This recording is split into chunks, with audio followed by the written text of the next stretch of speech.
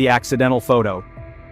It all began with a ghost in the Martian twilight. On Sol 1643 of its mission, the Perseverance Rover performed a routine shutdown procedure. Its right-side navigation camera, NavCam Right B, an engineering camera designed purely for hazard avoidance, nada van zal dat die bouwde Gerard Steels kon aan AWSoin, Schulberada Broer Traden Redi. The resulting image, timed at 1832 UTC, should have been unremarkable. Instead, hanging in the upper right corner was a faint blur, no brighter than magnitude 8.7, where no star should be.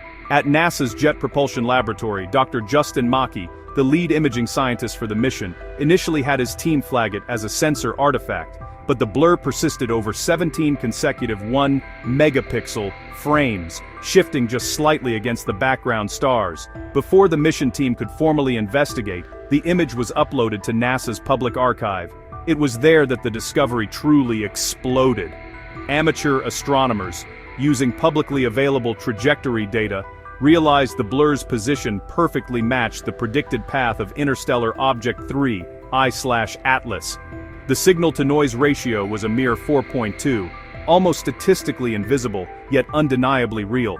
A geology rover, by sheer chance, had just become the first observatory on another world to photograph a visitor from the stars.